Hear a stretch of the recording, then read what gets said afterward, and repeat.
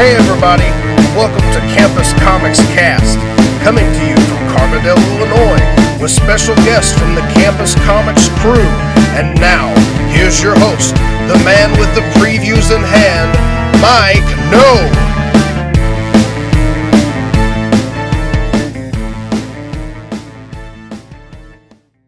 Hello everybody, welcome to another episode of Campus Comics Cast here inside Campus Comics. In Carbondale, Illinois, I'm Mike No, your host of sorts, I guess. Not really, but co-host. The owner-operator here at Campus Comics. And joining me to go through a few extra things tonight are... Scott Reed. And Dan Brown. This is one of the episodes where we don't talk about the preview stuff. We're going to be talking about... It's going to be a lot of topics, pretty random stuff, just kind of stuff that's on... each of our minds maybe a little bit, and then just talk about a couple of books that are out, and a review. So hopefully you'll enjoy this. I kind of want to start off with yet another unfortunate passing within the industry of Norm Breyfogle, who to me was the definitive Batman artist of the 90s. He just kind of, that was his style. I never... Did anybody ever meet him? I met him a few years ago at a con. Okay, you did, Dan. Belleville, where they had a Royal Con, a Royal Fest or something. Okay. Yeah, he was there one year, and I met him there and got to talk to him for a while. So. Gotcha. Nice guy. Yeah. Really nice. I took some books, of course, for him to sign. There was one, and I can't find it now. I can't remember what issue it was. It was part of his detective run, and there was a panel at the bottom of a page. It's just sort of a silhouette Batman. We're looking real menacing, and as a kid, that really stuck out to me. And so I wanted to sign that specific panel. And when I showed him what it was, he's like, "What?" I'm like, "Yeah, no. Why do you want me to sign this?" I'm like, "Right there." And now I can't find the issue. Now I'm looking for it, of course. Right. But he was, basically when the '89 Tim Burton Batman movie came out, he was doing Batman. Yes. So there's a generation of guys my age got into this stuff then, and he was the Batman artist. Right. It was basically him and Jim Aparo back then, alternating between the books. Right. And just such a really cool, edgy style. Really kind of brought up the sort of symbolism of the bat that Batman uses. Yeah, because he always do crazy capes. He always just do those crazy capes. So just really good silhouette work. Yeah, really so many times. Like making him look like a bat. Right. You know what I mean? In a really cool way. Yeah, and it was you could tell it wasn't a limit to his ability at all. It was just a style choice because he so many times he just drew the head in a silhouette with the white slit eyes, and that's just like he drew it.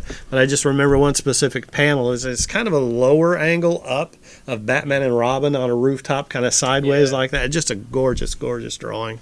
So it was just his style of choice, very moody and everything else. And it's just unfortunate that, again, one of those creators, we've lost him. I know he had a stroke a few years ago, and he was no longer able to draw. And that was the other thing too. Back when that happened, was they had already solicited a collection of his Batman work, and DC put it out earlier because of that.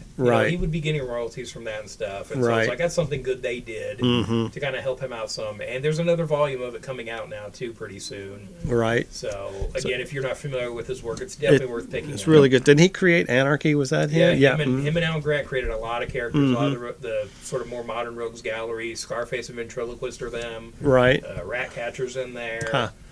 Cadaver, which I don't think anybody cares about anymore. Right. Cool character Zaz, who's on Gotham. Oh, yeah, with always hashtagged or hash marked himself as victims. And, so he was part of the legend of that first issues of, was that Shadow of the Bat? The last Arkham, which and that's what I was trying to think of earlier with the cover art. Who looked, Zaz looked a lot more like Jeffrey Dahmer back then than he does now, because that was sort of in the air back then. But a lot of really good stories, and part of the reason they created so many characters was Alan Grant wasn't that familiar with the Batman status quo at the time, so he just made his own characters instead of messing around with established continuity. But some good Joker stories in there though too, couple good Penguin stories and things. Yeah, I've been going back and looking at some of his work again since he passed, and just really cool, influential stuff. It's a shame he's gone. And it's one of those things where it's like, not that my grief is greater than anybody else's, and we talked about this the other day, was just like when you meet these people, it impacts you more. Yeah, it's immense as people, not just art. Experience with somebody. And and I was kind of going through, and he also did the great Birth of the Demon hardcover, which I'm That's pretty sure right. you can't get now. It's out of print, but it's like the origin of Breyfogle. Mm-hmm. And there's just a great, spoilers, there's a great scene where the big fight with them at the end, Ray shoves a shovel into Batman's chest. Mm-hmm. And on the next page, he gets back up with that shovel sticking out of his chest into a big 2-page spread. And I had Norm Breyfogle sign right on those pages when I met him. And yeah, and again, that was like sort of a more painted kind of book he did. He kind of alternated with that now and then. Mm-hmm. I do want to say I've seen some people going on about how Holy Terror is their favorite book, and I don't ever want to hear that because people ragged on that book since it came out. Yeah. So act like that's your favorite Batman story now. Mm-hmm. But yeah, and again, he also did Prime with the Ultraverse, and there's been some controversy about that lately. But it's not because of him, and it's too bad it's kind of overshadowed that book now. But some good work from him too that he did there. Batman's kind of the standout thing of his career, and they did a black and white statue a while back. Mm-hmm. Oh, well, a really cool Batman cape, 2, of course, as it should be. Should have been bigger. Oh, yeah, but, the boxes can only be so big. Yeah, that's cool. But yeah, it's a shame he's gone. He's one artist I really like. Yeah, so rest in peace, Mr. Breyfogle. Well, yeah, okay. All right, so next on the agenda, we're going to talk about a book that got a lot of attention and a lot of buzz within the last month or so, and to me, for all the wrong reasons. Yep. And it's the Batman Damned, the first of the... Oh, is the guy going to get us explicit? No, okay. No. But that's the name of the book. I can't help it. That's the title of the book. Yeah, there you go. There you go. So the first of the Black Label books from DC, written by Brian Azzarello, and all art all the way through by Lee Bermejo, which is always a good thing. So good. Yeah, so amazing. So again, as I'm sure you know, this book got a lot of attention for some overexposed Batman parts. You know what I mean? And that's like... The utility belt? Yes, exactly. So what they're referring to as the Batawang? Is that what we're referring to this as? It is. Yeah. So that's all the attention it got. But I got to tell you what, that's sad. And I'm sure Brian Azzarello, he's drawing his paycheck, so he's doing okay. The book's sold out. And of course, the attention's good. But it would be a little annoying to be Brian Azzarello because nobody's talking about the story. Yeah, that's a shame because this is a really It's solid really story. good. It's so good. And I can't wait for the next issue, and they keep pushing it back. Right, yeah. So yeah, I think to me it's kind of a spiritual sequel to the Joker. Yeah. Joker graphic novel that Azzarello and Bermejo did back in the day. It kind of seems like to me this happened in that same timeline. To me, it felt more like a Killing Joke sequel because they even referenced Killing Joke in the beginning of the story. So I was thinking more lines of Killing Joke than something else myself. Gotcha. Anything they do, especially with this design of Batman, I just feel like is in their own kind of pocket world, with them. And yeah, if you like the Joker book, definitely pick this up because you're gonna like this. Right, but it's definitely a book that it's got some supernatural overtones, which annoys some people, but I think it's perfect for Batman. I don't know if they like their Batman more grounded or whatever, I feel but like that's part of it. But I feel like you can do that kind of stuff with Batman too. It's just keeping it street level, I think, is the important thing with right. I mean, that's also like saying I don't want Batman in the Justice League because they go off world and stuff like that. It's that similar kind of thing. And again, they've done stuff like that with Batman, with magicians and things that maybe wasn't as good as it could have been. Right. So I think that's probably what people are really reacting to, even if they don't realize it. Right. But it's like, this is a solid story. John Constantine shows up in it, so you got Bermejo drawing some awesome trench coats. Yeah. So, but yeah, I feel like his art just keeps getting better. Oh, yeah. As he goes. Amazing. The artwork is tremendous. I have a huge problem with the lettering in this book. Oh, really? I thought a lot of it was difficult to read. Are you talking about the specific narration font? Yes, that was very difficult to read at times. And that just really, really bothered me in this. I think it really detracted from the story for me, at least. I understand why you're saying that. This is something I just kind of deal with in my day job quite a bit with different fonts and things. So, yeah, it took me a second to kind of get into it, but after that I was fine. But I can totally see why someone would say that. Yeah, I mean, there were times where I was having to, you had to stop and really, really concentrate on it to figure out what the text was on some of the pages for me. Yeah, that's the thing. Lettering is very important. It's an important part of the process. It wouldn't be there if you didn't need it. But lettering should not distract from the story. Right. And whenever you notice, when you notice that, and this is something that got big in the '90s. when computer lettering came into being, and you had all these crazy sound effects and different things that were hard to read and kind of getting in the way. But right, it's something we shouldn't be dealing with in 2018. That's true. And then a second big detraction for me on this story was the portrayal of Thomas Wayne.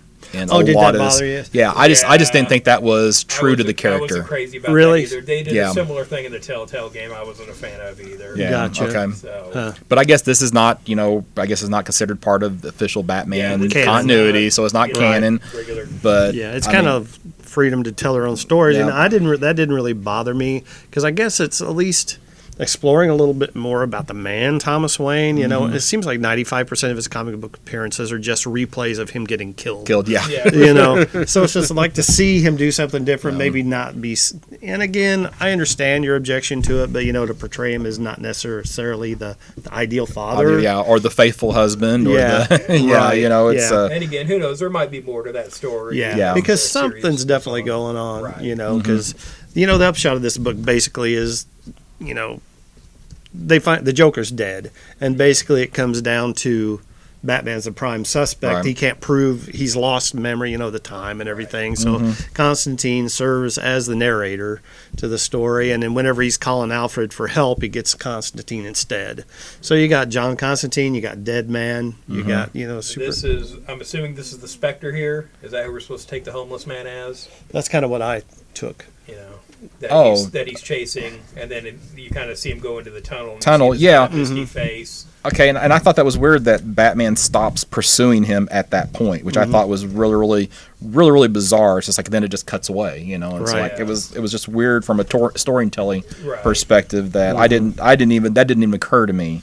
I need to get to that page and review that. Yeah, and just take a closer look at that. So, and then we have Zatanna later on. Right. In the story too. And again, I kind of like these redesigns. They're more grounded, street level kind of interpretation of these characters. A pretty gruesome Deadman. Yeah, Deadman's pretty gross. The Kelly Jones one I always felt was kind of the definitive kind of revamped Deadman, but this one's pretty, cool too. So. I mean, I guess I can see where you think that would be the Spectre, but man, it is in no shape, form, or fashion obvious if that is supposed to be the Spectre. And you didn't pick up on that when you were reading No.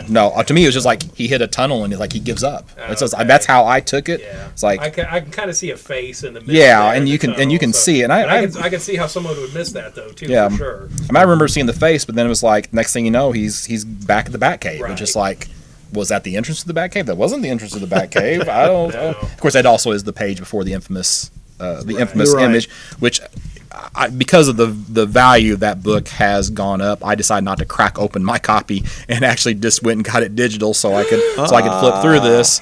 And hey, I picked up my copy from Campus Comics. Yeah, but the digital version is not that you can see what I'm holding up, but it's actually been censored. Not censored, it's just been darkened. Right. So my real thing with that right now is suddenly, from DC's point of view, this is being labeled a production error. Yeah. Don't tell me that. People proofread these books. This is a high-profile launch of a new line. They knew what they were doing. They knew what they would get. It's very calculated. Don't backtrack now on this. And I personally think that that's a mistake.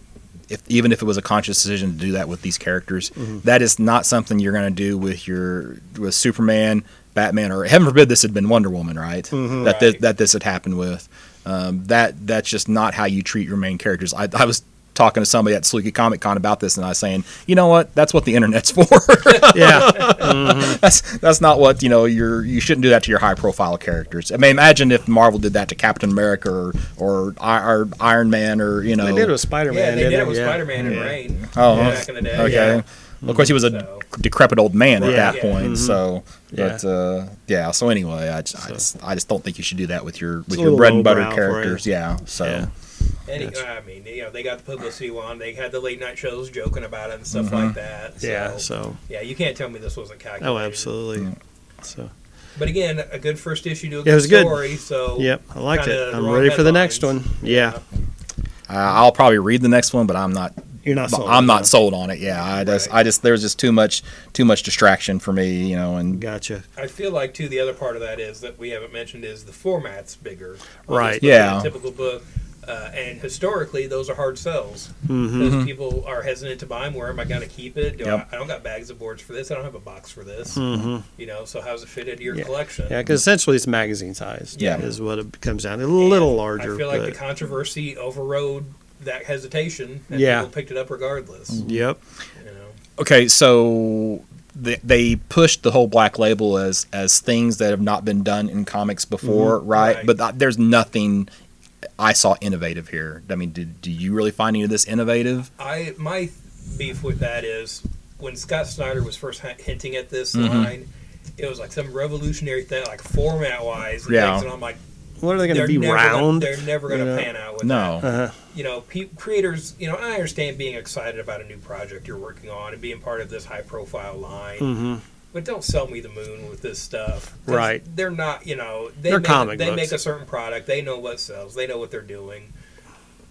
What's innovative at this point? Is there an online component to this? Yeah. Is Right. there, some kind of interactive aspect to this? Is there an app to go along with this? Right. Where I get behind the scenes info or something? Seems like that'd be easy enough to do. Right. This to me is just like the Marvel and DC graphic novels that we had in the Yeah. 80s and 90s. So I guess Yeah. what's old is new again. Yeah, it's just we're getting it in a 3-issue series. Before we get a collection, don't act like there's not going to be a trade of this. Right. They, originally it had hinted that they would do a second printing, where they've, sort of covered up the art. They've said now they're not doing that, Mm-hmm. but we're going to get a collection of this. Yeah. when it's Right, wrapped for up. sure. All right. So, that all we got to say about the Damned? Grading it? Are we going to grade them? Oh, yeah, we can do that. Yeah. I'll give it a. I'll give it a very fine plus. Yeah, I'll probably go very fine on it too. I'd probably be going near mint if it wasn't for the controversy. Yeah. It just distracts from Kinda what's cheapened it a bit. good book, I think. I'm like at fine minus. Yeah. Oh, yeah. I mean, the lettering distracted so much for me, and Really? I just the Me the with story. the wonky eyes, I'm the only guy Yeah. that have trouble reading. Maybe that's why, And then Maybe that's the font you need for everything. and I thought the story was a little not. It wasn't necessarily easy to follow at points. Okay. I mean, yeah, okay. All right, so the next thing we're going to talk about, I don't know how Dan feels already, so get ready. You may have to hit that flip button there. But the next one we're going to talk about is the first issue of DC's latest crossover event, or whatever you want to call it. It's not a crossover because No, it isn't. It's just a. It's a self-contained thing, yeah. but it's like, The big I guess high-profile saying that story, high-profile, event story right now. universe-spanning thing, I guess, Yeah. I guess it is, next in their crisis line, depending, if you look at Identity Crisis and all that. But of course, we're talking about Scott Snyder's Heroes in Crisis. Tom King. Tom King's. I'm sorry, I Snyder, probably so wouldn't be much. so upset if it were Scott Snyder writing this. Right. But yeah, it is Tom King writing Heroes in Crisis. Now, we had talked about this on previous podcasts only from the perspective of being solicited in the previous magazine. So now the first issue is out, and I have read it, and I don't know, Scott, you want to start this one, see how you... Oh well, it was okay. Yeah. I mean, it's just I don't know. It's kind of weird. I just you have this lead up where we have this sanctuary that we've not heard anything else about. Right. In the entire since Rebirth. All right, so that is just something that's totally All of new. a sudden it's there. Yeah, and then of all the people that are kind of overseeing this, you have people like Harley Quinn and Booster Gold. So I feel like they're just putting in characters that they just don't know what to do with at this point. They don't do like the first time you see this I don't even know what the name of the Watcher not the Watcher, but the person who's over Sanctuary, the Kryptonite, the Krypton, Kryptonian robot. yeah. Basically. I think that's Sanctuary. And yeah. Don't they refer to both the place and this robot as Sanctuary? Okay, so maybe the first time you see them, they're apparently laying on the ground, deceased, or whatever deceased is for this being. So but yeah, I'm not super impressed with this at this point. And it's just like and I guess I read Harley under Amanda Connor and Jimmy Palmiotti for a long time. It doesn't feel like that Harley Quinn, the one that I've gotten used to for Rebirth. The fact that so the big intro scene is you have Harley and Booster coming in a diner and they're sitting there talking, then all of a sudden just Harley goes crazy, which I can understand Harley going crazy, but like if there was a trigger, it should have been from before and not during. Not this whole thing. Yeah. Yeah, I mean, Sanctuary, just for sake of, narrative or whatever is, a place, as we've talked about before, obviously the whole upshot of this is that superheroes, pretty much their lives consist of fighting, and more fighting. So that's going to take a toll on anybody with a normal psyche, so that's what this is. It's a place for heroes to go and recuperate basically from PTSD, therapeutic. And it's been put together, we find out through the course of the story, by DC's Trinity. Batman, Superman, Wonder Woman. They all have different outlooks on why it has to exist or why it does exist. And basically, like Scott said, the first time we ever see Sanctuary, it's just the site of a slaughter. And I don't know, as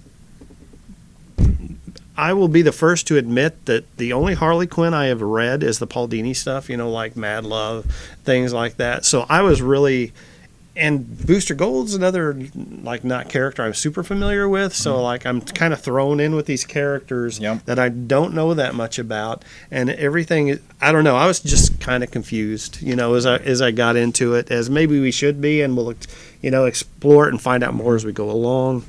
But I don't know how I felt, So I can't give it a ringing endorsement. It's interesting. No. I'll read the next issue just because what's happening. Yeah, trying to figure out exactly what's going on. Apparently, the solicits for the second issue imply that Harley's going to go toe-to-toe with Batman, Superman, and Wonder Woman, and she's going to be able to last more than 3 seconds against them. Right. Which, that kind of seems absurd, but who knows? I guess they, we got that in the hands of Tom King, so maybe we can get something out of that, or this could be another Batman wedding type of a story thing going on. So the thing about it is, Sanctuary or whoever it is not the only character that's dead, that's been slaughtered at the scene. These other characters like Hotspot, Blue Jay. There was one I couldn't. Oh yeah, these are all pre-existing characters. Yeah. Well, except for Sanctuary, right? There's Steel, Hotspot. I thought that was supposed to be Sanctuary, because it looks like the same mask. Well, I think it's like a lot of the caretakers. I don't think Booster Gold and Harley are overseers. I think they were admitted. They were admitted. I think you're probably right. Yeah. I'm pretty sure that's Citizen Steel. That's it. Citizen Steel. Yep. Who's the green guy? So I couldn't figure out who the green guy was. The green guy's familiar, but I cannot place him. Mm-hmm. Okay. So I'm glad I'm not the only one then. Yeah. So. No, these are definitely characters that are expendable. Yeah. According to DC. But for two of them when you get inside, right? Because then two of them that are inside are Arsenal, which was Speedy or Red Arrow or whatever you want to go, and then Wally West Flash, right? And he was the impetus for the whole rebirth. Yeah. And they haven't really done anything with him yet. This is where I take issue with this. Okay. Well, I'm right there with you. So he was symbolizing the return of hope to the DC universe. That was just over 2 years ago. Where's that at now? How does this play into the bigger rebirth storyline they're supposedly doing?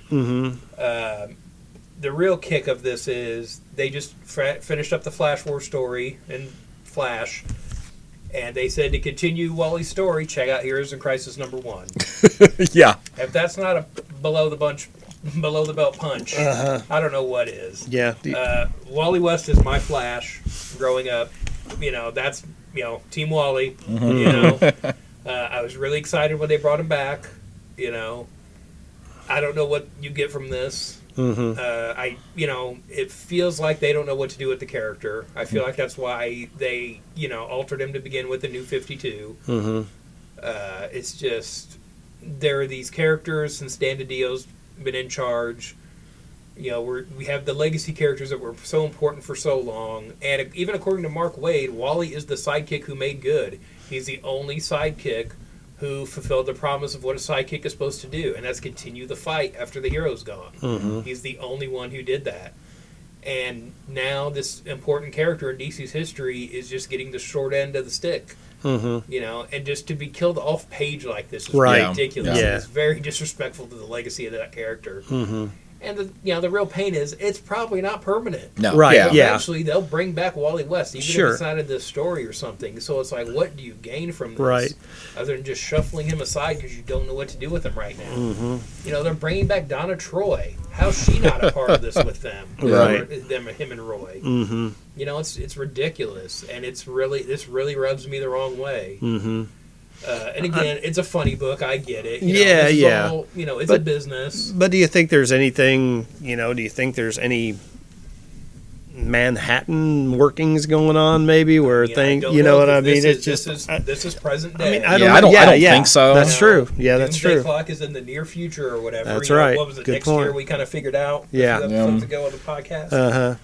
But it's just like, how does this work into that, and why do this? Right. You know? And the real pain for me with this story is they're setting it up as a murder mystery, and already you get Booster says Harley. He saw Harley do it. Harley says she saw Booster do it. That means neither. Yeah. Neither one of these high-profile DC characters killed all these guys. Mm-hmm.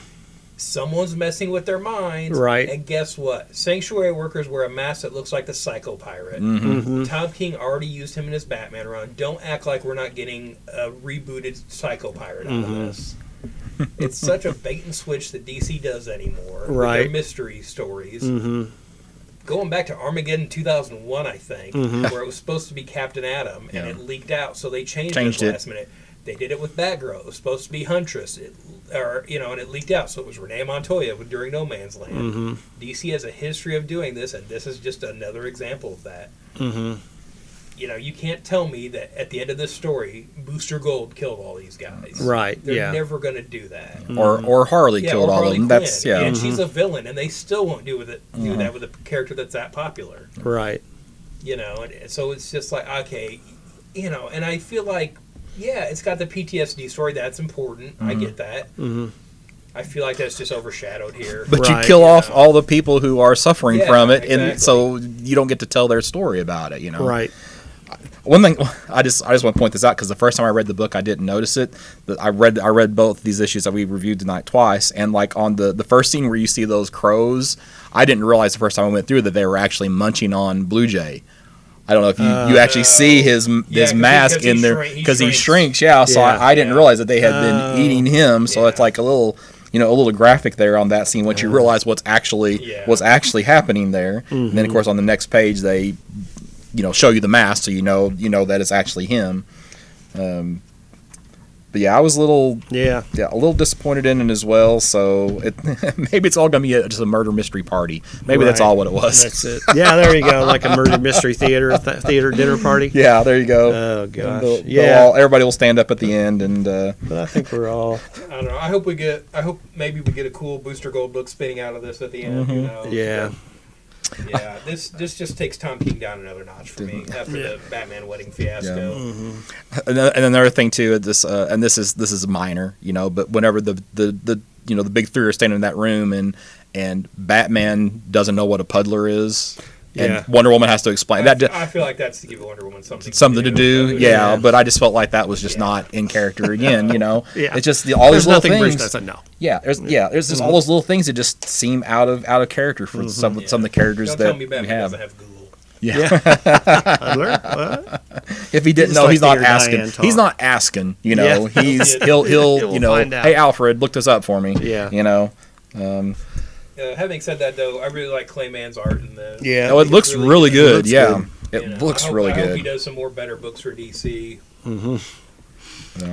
All right, so rate it. Very good minus. I don't know, around 3.5, I guess is what that would be. So. Yeah, I'd go about the same. Yeah. Poor. Wow. You're going the 1.0. Not even fair. He's gone poor. Clayman's art's the only redeeming quality of this book. I'm not interested. If we continue to talk about this on the podcast, I'll read it. That's the only way I'm picking it up. Okay. I'll probably wait for the trade at this point. Right. And a reduced price trade. Yeah. I'm not going to pay full price for this one in trade. Right. Did you read the Green Lantern at the end? Yeah. I wasn't super impressed with it either. But I mean, I did not. I don't know. Yeah. It's just like a little 4 or 5 page, preview of what's coming. Morrison's Green Lantern. Yeah. I'm looking forward to Morrison's Green Lantern, though. More than the next issue of this? Oh, absolutely.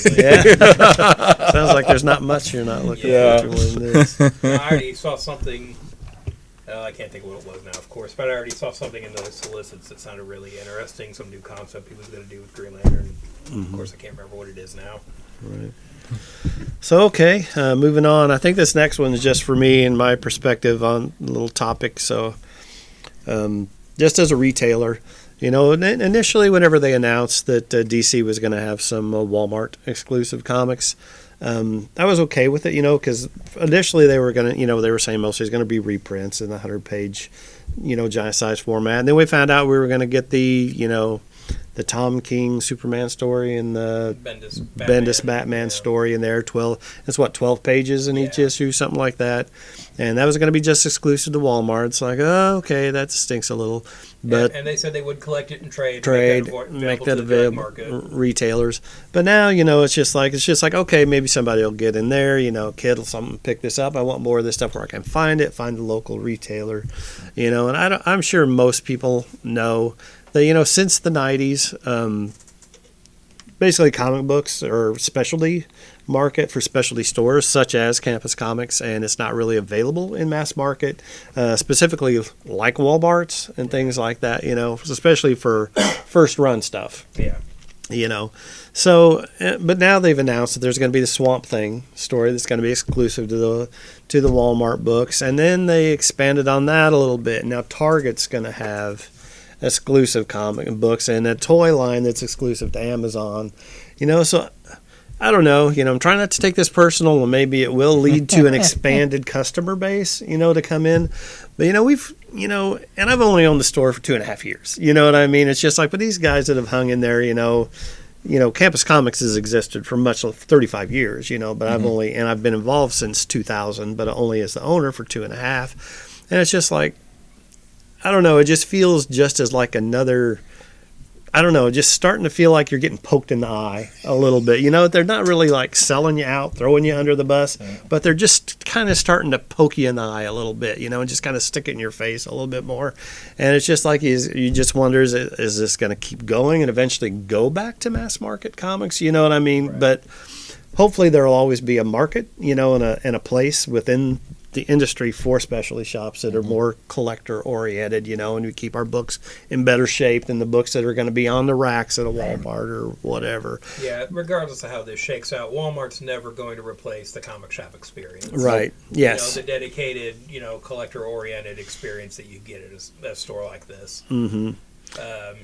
I've been picking up the Walmart books when I can find them. Yeah. Our local one doesn't have the latest issues that should have been out 2 or 3 weeks ago now. Mm-hmm. Comic books aren't Walmart's priority, and I'm pretty sure it's a vendor coming in putting them out. Yes, so they are. I've seen them taking them off the shelf and putting them back. And it's like, I'm a Batman completist. I'm going to get a Batman book. Oh, and I don't begrudge anybody that's wanting to own these books. Yeah. I would like to be the guy to sell them to. You know what I mean? It's just like... Yeah, and that's the thing, if I could get these here, I know you would. But I know collectors are going to collect. I get that. I have no problem with that. First thing I do, though, when I see them, I go through the stack, see which one's in decent shape, and Batman is popular with the kids. Batman books are the ones that are being torn up, I can tell already. But again, it's like, I'm trying to keep up on this, and I'm here with my money. Where's the book? Right. You know what I mean? I have to go to a different Walmart now to find this Walmart exclusive comic book. Right. It's kind of ridiculous, and it feels like this isn't a long-term thing. Right. You know what I mean?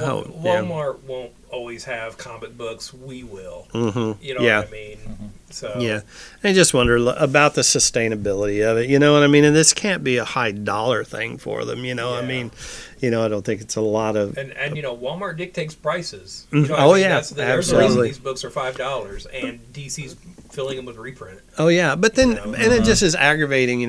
From my perspective, not only this, but then to see how I think it was Jim Lee and DiDio talking about this. If we want 12 books in Walmart. Right. Yeah. It's just said they're expanding the line. There's going to be a flash book and something else. So I don't know. Just kind of sticks in my craw. I mean, the thing is, though, too, someday we'll be talking to a collector who was a kid and picked up one of these books, and it led him to comics, and it led him here,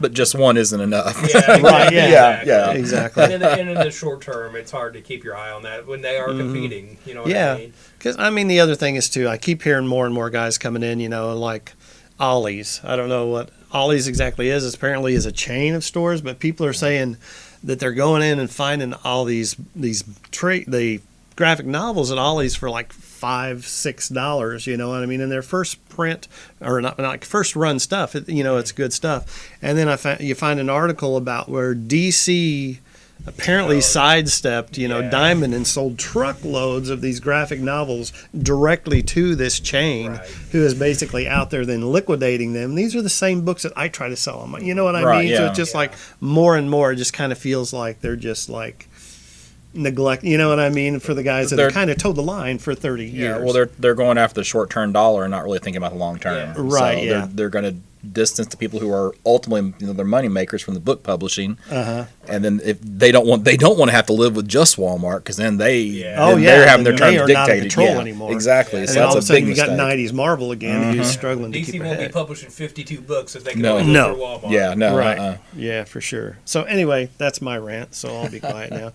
Another thing that within the last month or so that happened, and I think Dan's the only one who's got the experience with this. Just want to get his initial take on it, and that's the DC Universe app. Yeah. So hopefully happier news on the podcast. Yeah. Here. Yeah. So I'm a whiner. So I've subscribed to the DC Universe app. It launched right before Batman Day, so we're just under a month right now. And as we're recording this, we're just I think 2 days away from the Titan show, premiering. So again, I haven't seen that yet. So basically, I've just kind of been going through the app. A lot of DC content. There are movies and TV shows. There's comic books. There's sort of an encyclopedia wing of this, and there's like a store with exclusive merchandise and things like that. And there's community, but I feel like that's kind of the least important aspect of this, with social media being so prevalent anymore. But you're here for the movies and shows and comic books, basically. So I'm a hardcore DC guy, have been for about 30 years. I own a lot of DC stuff.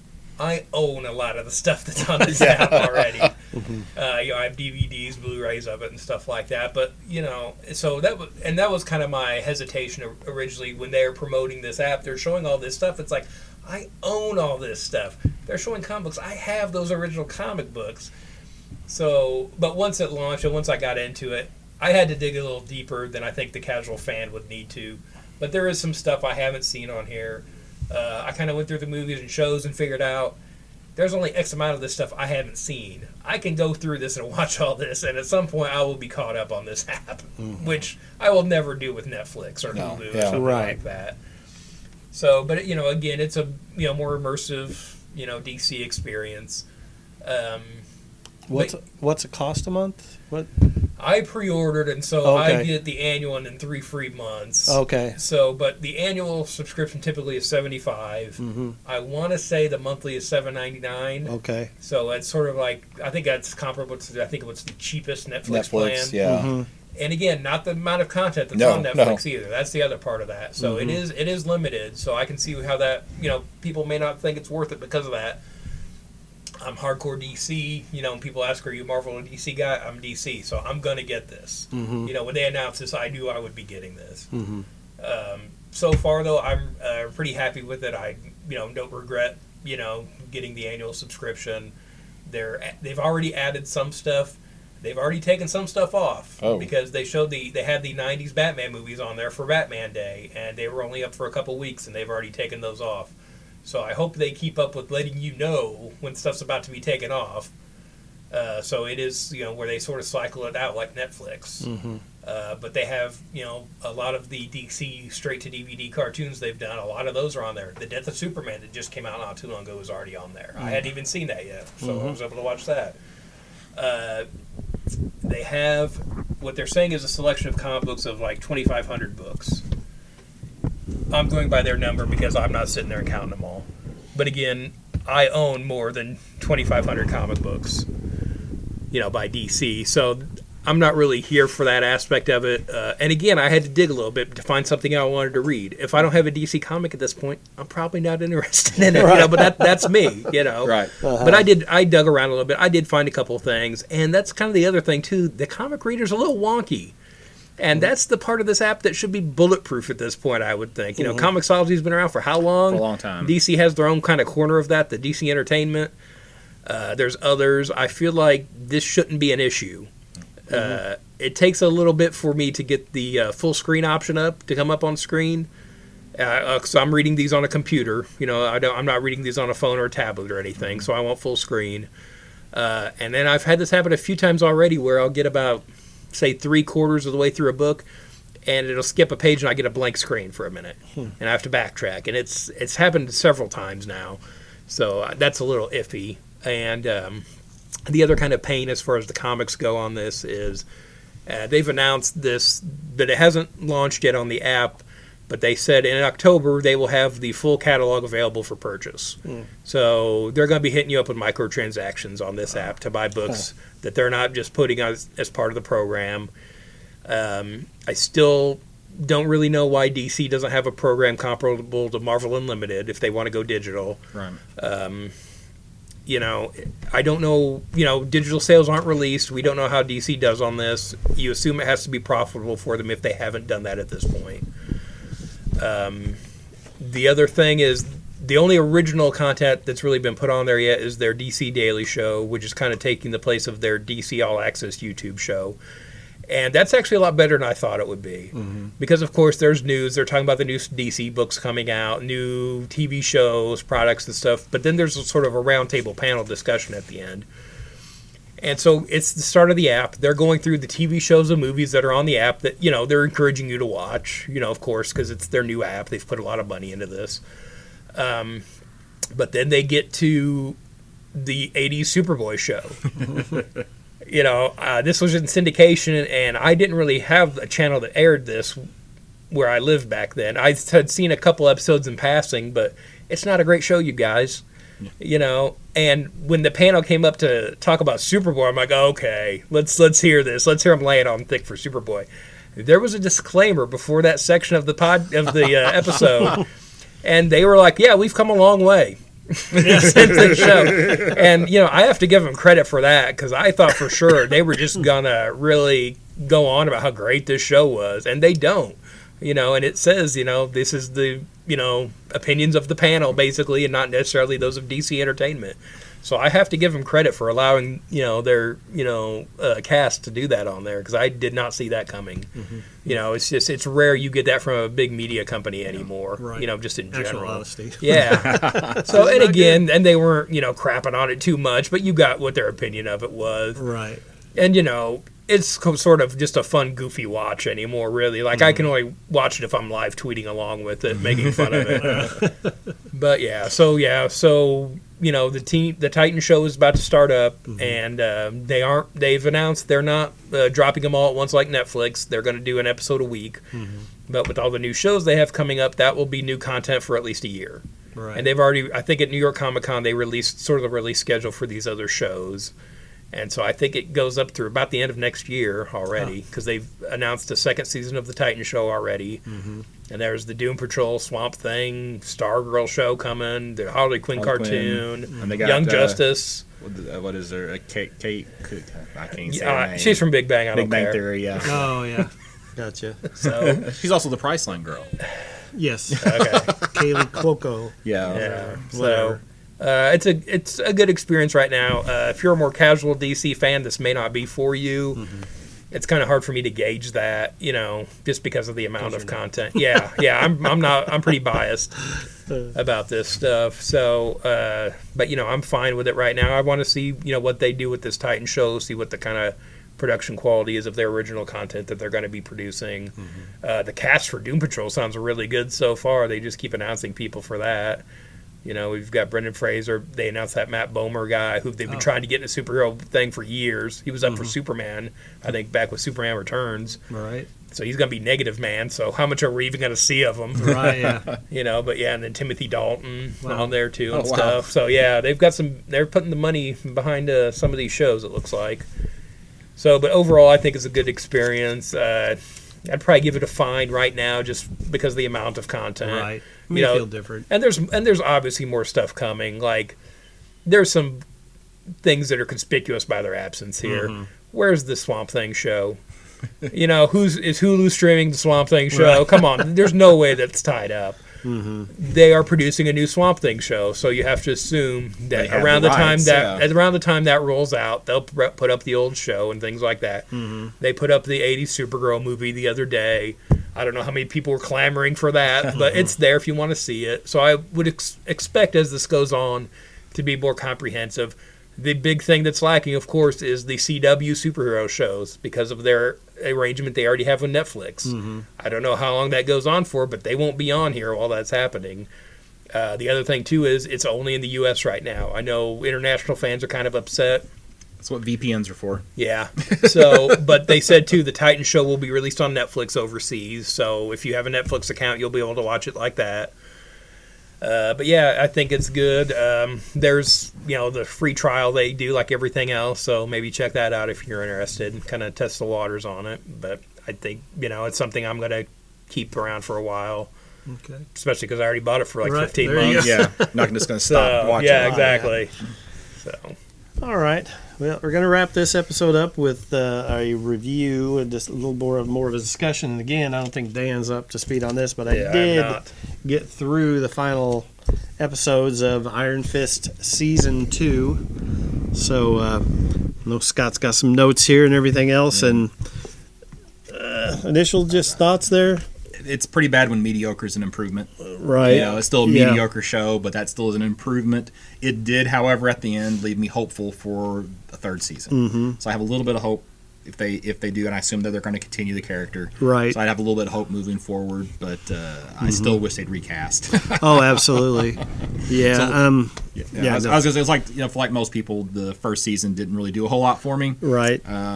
In addition to Finn Jones just not being a particularly good actor, Rosario Dawson's character totally jumped the shark in that season, where after a few days or weeks or months training with Colleen Wings, now she's going toe to toe with ninjas in the hand, and I just thought that was absurd. And then of course Defenders didn't do anything to improve my opinion. Did they even talk about her character in this season? No. Yeah. I don't remember them I don't remember them talking. They might have mentioned her name once. Yeah. In passing or something like that. So finally, that ship seems to have sailed. Yeah. So I'm and I just think that's really more a reflection of the writing than of Rosario Dawson. I think Rosario Dawson is a solid actress, but her last few appearances have just not impressed me. Dan joked about there needs to be more than her just coming into Cage to complain.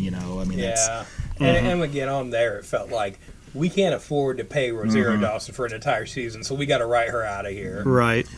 So, and then of course I got a glimmer of hope, like a lot of people, when that one episode or two episodes in the Cage second season, where we actually had the Power Man Iron Fist team up. Now, I prefer, in the comics, solo Iron Fist. I'm in the minority there. I like the Matt Fraction run on Iron Fist, but it seems pretty obvious to me at this point that for the TV series, if we want to have a decent Iron Fist story, he needs to be teamed up with Cage. Right. So hopefully, moving forward, we'll see more of that team up. We'll wait and see what happens. Now, episode 1, they do try to establish that Finn Jones has actually apparently been practicing martial arts a little bit. So they basically, the first scene is a fight scene, which is actually better than any of his fight scenes. It is improved in the first season. So I feel like he's at least put in some effort. He's actually doing kung fu now instead of just practicing tai chi. Right. And then we also get introduced to Mary, who if you've been spoiled on it, and that's going to be Typhoid Mary. And her initial portrayal is like, okay, she's obviously just trying to be Harley Quinn here. What I thought, just playing it like it was Harley Quinn. So the first few episodes pretty slow moving. I wasn't. For some reason, I like the character Typhoid Mary. I don't know the look in the comics. I even liked whenever they used her in the Elektra movie. So which everybody loves that movie. But I did a different spin on her powers. But I kept thinking, all right, it was kind of cool. So I was really looking forward to this. So we're in episode 2. Were you gonna say something? Yeah, didn't they announce too like classic Marvel character coming Yeah. back for season 2? It's like, yeah, there's a Typhoid fan base there for Mary. Typhoid Mary, Yeah. but I don't know if that's the headline you wanted. No. Well, I mean, that might be more a reflection of, because what we did get in place of Rosario Dawson was a lot of Misty Knight. So we get a lot of Daughters of the Dragon, which Yeah. I was pretty It happy about. It was really that. good. That Yes. stuff was good. Yeah. I mean, it's just like, and to me, I don't know. I just think the two weak points in this show is unfortunately Finn Jones, Yep. and I was not impressed with Alice Eve in that part either. No. She was started off as Harley Quinn, and then she just became a female Punisher. Yeah, and it was yeah. it was Yeah. just like, So and neither part was acted convincingly either. You know, it was like poor acting jobs of those two characters. Absolutely, it's just like, oh, it's just, I don't know. But it definitely was, to me, a step up, you know, for by the end of the series, not to, you know, steal any thunder or anything, but by the end of the series, I thought the story was really good. It's just that the acting, especially from those two characters, was really bad. Yeah. You know, even will give it up to, I mean, I'll have to admit my experience with Iron Fist season 1 was such that I had actually almost memory blocked the characters of Ward and Joy. And whenever they showed up the first time, my initial reaction, oh crap, these people, you know. But they did some okay character development, you know, the story development. No, seriously, no gray boardroom boring scenes. I can't imagine there would be after all the criticism of that. Yeah, but yeah, go ahead. I'm sorry. Well, no, that's that. And I felt like Alice Eve was stronger in the Walker persona than she was in the Mary persona. Yeah. Right. So now, one thing that really bothered me. So, like, you know, we're into the second episode and still no powers from Typhoid Mary. So again, it's just like she's just some guy, and then like Danny's hidden on her, and I think they've kind of established that he's supposed to be loyal to Colleen, and and he's a bit of a womanizer in the comic books from time to time, but that just seemed like, you know, totally out of character. One thing that was nice in the second episode is we go a flashback fight between Davos and Danny Rand, and they get to actually wear the Iron Fist mask, but they looked awful. Oh my gosh, the mask looked so bad. Yeah, and they both were wearing yellow masks, which that was just wrong. Yeah. Okay. Episode 3. I guess we should have said, you know, spoilers, right? But, you know, we find out that Joy is the one that's behind Mary showing up and basically bankrolling Walker.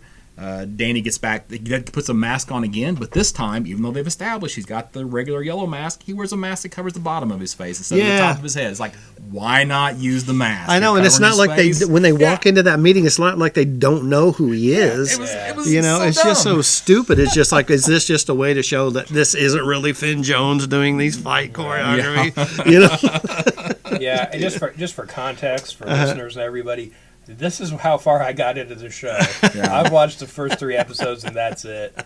I'm going to force my way through this like I did the first season to watch the next season of Daredevil. Yeah. Well, just so you know, episode 4 is when Misty Knight shows up. Yeah. So things really start to turn around in episode 4. Now, Mary, we get the Walker persona moving forward here, so she starts to actually feel like a little bit of a threat. Still no powers, right? Still bothers me. And again, we got Misty Knight instead of Claire, so that I think that helped with the season. I also really got excited when you get Davos opens up this chest and you got another Iron Fist. So now all of a sudden I'm thinking, all right, Matt Fraction, Immortal Iron Fist. They're going to go someplace with this because I love those stories. So we're getting more about the legacy of the Iron Fist coming through. All right. So Davos now, I guess in episode 5, I can't remember exactly whenever he gets the he actually fist. steals the fist. Yeah, so he steals the fist from Danny. He gets his own mask, but again, he's wearing a yellow mask. Can we not just put him in a purple mask? Right. You know, I mean, or green. I think he's green and purple in the comics. Either one of them, just to differentiate him. He has his fist is a different color. It's red instead of you know the orange that we get for Danny Rand, but. What else happens here? And he's double fisted. Yeah, and he's 2-fisted. Yeah. So instead of just one, little Easter egg in that episode too. Like any incident for the police that is related to somebody with superpowers is a 616. So in a Marvel 616. So that's one little Easter egg that I caught there. Oh, so I guess Danny gets pretty seriously hurt, and then Walker. I keep saying Alice Eve, but Right. Mary/Walker is there, and lo and behold, when Danny really needs her, she transforms back to Mary and goes, meet Mary. it goes wandering around. So that was just poor storytelling on that Yeah. part. Just All you have to do to trigger have is that. turn on some water, apparently. Yeah, turn on some water and do some crazy stuff. So Flashlights. Misty Knight's still around, so she Yeah. hangs. She actually sticks around for the rest of the series, and it's a whole lot more interesting with Colleen and Misty Yes. than it is with Danny Rand and anything else that's going on. So I guess it's Simone Missick is who plays Misty Knight, and Jessica Henwick is who plays Colleen Wing. And I think definitely Simone Missick is the better of the two actresses, but I feel like that she brings up Absolutely. Jessica Henwick's acting, Yeah. and they definitely feel like their fight scenes are so much better Oh, absolutely. than any Yeah. of the Finn Joan fight scenes. Oh boy. Yeah. I mean, good for them, but that doesn't bode well Yeah. for Right. Iron I mean, Fist this show. is- So at this point, I'm thinking, okay, Iron Fist season 3, Daughters of the Dragon. I would be all in. I I would be all in I for want that. that or Heroes for Hire. Yeah, Yeah. either. And at this point, I'd rather have Daughters of the Dragon than Heroes for Yeah. Hire. Okay, so this was kind of a nitpick thing, but while he's not the master of kung fu, that was Shang-Chi, but really, Colleen is training Danny now at this point. What? Okay, he was What? injured. He was Yeah. injured. So then but- apparently you forget everything Yeah. when you're injured. So, You know?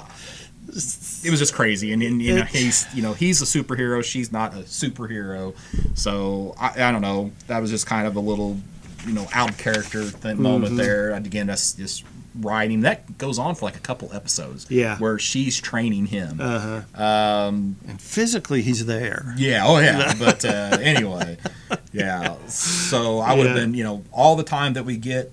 With the Daughters of the Dragon is so much better. We're up to episode 9 now. Still no Typhoid Mary powers, right? Absolutely nothing going on. Hey, Turk does show up though. Turk shows up. Yeah, so I like See Turk. I like Turk. We can keep having Turk appearances. Yeah. He's been good. I'm still waiting for him to be Stiltman. I want to see that. And now, at this point, this is where things actually start getting really little interesting. So they start talking about Danny saying, "Hey, maybe Colleen should take the Iron Fist and not me." And I'm thinking, I'm in. So let's do that. Because That they've would come be up with good. this plot to get him back and perform the ceremony again to reverse it, to Reverse get the the fist process, back yeah. out of Davos and into Danny. Danny's like, when I had it, that's all I wanted to do was go punch stuff. He said, so I don't deserve it. I can't trust myself with it. You know what I mean? So will you do this, Colleen? And at first she's like, no. She's like, no. You But know. at the end of the episode, we actually see Colleen makes the fist. I'm Yeah. like, yes, they did it. And then the episode 10, 30 seconds in, she loses it again. Yeah. I'm like, oh, really? Yeah. But at this point, I'm thinking, okay, they're going to have to kill her off because there has to be some reason for Danny to want the fist back. That's what I was thinking. It's like, great. Right. We're going to kill like one of the highlights of the season. They didn't do that though. So we get to the end. She has the fist just briefly. We never get to see a powered Typhoid Mary, but they do talk about this third personality. So I guess they're dangling that out there that Right. maybe there's another personality that's supposed to be more Who dangerous. really got her out of that? More dangerous than these other two. Maybe we'll have a bigger budget next season. And we can actually do some of that. Yeah. So the best part is actually at the very and Absolutely. the best part was it's only 10 episodes. No, shorter season, only 10 episodes. I didn't know that. Yeah. Yeah, so it's only 10. I was surprised when I got to the last episode. And it's like, wait a minute, this is Right. the last episode. I'm supposed to be 12 or 13 of these. And they only did 10. But they kind of do this epilogue where Danny's going out to find himself. Well, Takes Ward with him. Takes Ward with him. Colleen still has the fist, but then we meet up with Danny, and he's now packing guns. But he can also channel the Iron Fist through the guns, which is So it's Lead Fist. but it's Slug fist. there's an Orson Randall character that they go looking for, and that is directly from Immortal Iron Fist, Matt Fraction, and That the was gun Danny's wielding- predecessor, right? As yeah. the, And I think they Is mentioned he the one they show the video of before? I think it's possible that found footage that they did. Maybe, yeah. that they showed. I think so because that was like World War II era. Yes. because he was taking out like Japanese soldiers and everything, and that was where Orson Randall's from. Right. He serves in that.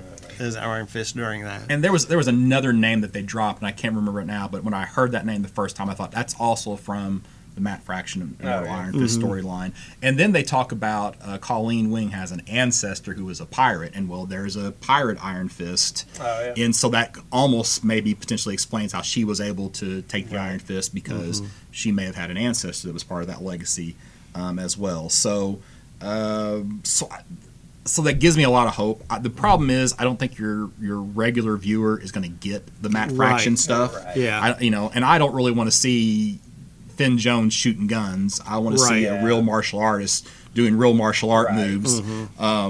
But and then I think this is the first time this has happened. We get our first post-credit scene in a Netflix series where it really is just the teaser for Daredevil season 3. Okay. Yeah. Well, they did that with the Punisher with something. Did they? Yeah, like maybe Defenders or something. I can't remember what show it was now, but they did that. Okay, so I guess I need to go back and see that, 'cause I probably missed it. Yeah. If it did happen. Yeah, it was at the end, I remember. Yeah. So I do again, it was the second season was better, not a lot better though. It's still pretty mediocre. Yeah. I'd much rather see Iron Fist season 3 be Daughters of the Dragon. So I mean, it's horrible whenever you say a series is better because they tended to minimize the screen time of the lead. Yes. You know what I mean? It's just, and that's the bad point. But also minimizing Finn Jones' screen time also led those other side characters to better performances. I thought Ward was more tolerable. They showed him trying to be a better person, going to NA, doing this. I mean, I'm not saying it's great. I like that actor. Yeah, I like that guy. I'd like to see him in a better role in something, maybe. So him and Danny running around Jakarta or whatever, wherever they're at that end, talking about Orson Randall and all that stuff, and all that stuff is agreed. It's just like, and Danny does some like Matrix stuff. One of them shoots at him, and he shoots both guns and deflects the bullet, and he's channeling the chi through the web. So is that the immortal weapons? Well, no, the immortal weapons in Kung Lao, there's like seven. I think it's seven different realms or cities or something like that, and each one has their weapon. Okay. All right. So he's the immortal weapon of Kunlun. And, okay. I think that's what it is. Gotcha. I kind of feel like the 3 tattoo artists, they were kind of a reference to one of the other 7 cities. So they just didn't use them in that way, and I could be wrong there. Okay. But yeah, so I gave it like a very good, so 4.0, which is still a step up from the first season, but still not great compared to the Punisher and Daredevil. I'd probably give it a VG plus. Like I said, by the end of it, those last 4 episodes, last time I messaged you guys, I got 4.5 episodes to go. I pretty much sat down and binged those 4 episodes, so I got more into the story. Yeah. It's just that it wasn't great. Performances were bad, but the story I felt compelling enough to like, I want to watch another. I want to see how this ends. So at least I felt that, which I never ever for a single moment felt in the first season. So yeah, VG plus for me. So. And Dan can't rate because he didn't watch it. I can't. It wouldn't be fair to rate. I mean, I tell you what, I'm not a fan of dinner parties and a superhero kung fu show. Yeah. But I mean, do you guys think this is just they don't want to cancel a show? Do you think we'll get more Iron Fist just because they've made Iron Fist? They won't admit. Yeah, they won't admit defeat with this. Yeah. But have you noticed that like the ratings on that thing? It's like 4.5 stars out of 5. If you look at there's you can't rate them anymore. Yeah, it's just thumbs down. So why are they even doing that? I don't know how they're even getting those ratings. Well, that's a pass fail then with that. If it's just thumbs up, thumbs down. So that might be. And it's like for me, most of the time on something like that, I've watched some terrible superhero related stuff, and I will give it a 4 or 5 because like whenever Netflix does their evaluations, I still want stuff like that to show up, be recommended to me. I don't want to miss something comic book related just because I started ranking Iron Fist and whatever poorly, I'll sometimes give those much higher ratings than I would have, just so I can see all that stuff show up in my feed or recommendations or whatever. So. Right. So. Yeah, the other thing of that is I didn't realize there were only 10 episodes. Yeah, I thought it was a full season. So I'm like, there's no way. I did too, and I was in it. I'll get this done by. And I just started doing the math, because they brought up it says Iron Fist like 23 episodes. I'm like, so there's 13 last year. So is there only 10? Yes. Yeah. Nice. And that was for the best. Oh, it was. Yeah. I can imagine dragging that out any longer. So yeah. But yeah, it was good. Yeah, I can't say it was good, but I mean there were some good moments. Yeah. You know, and like you said, ended up with hope. That was pretty good. So, all right. So we good? Good. All right. Well, I guess that'll do it for this episode of Campus Comics Cast.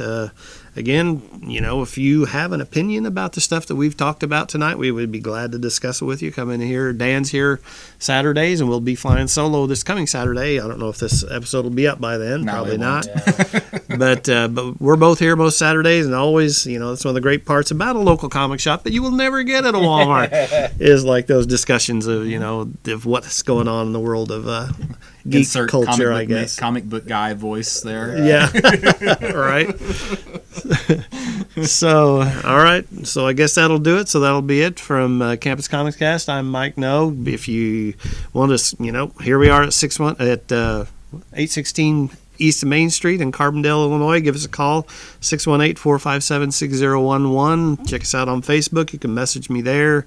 Like and follow the podcast. And Scott Reed at Bird Comics, burgcomics.com, has a link to my eBay store, Facebook page, some other stuff. I post on there every once in a while, but most of my information is found on the Facebook page.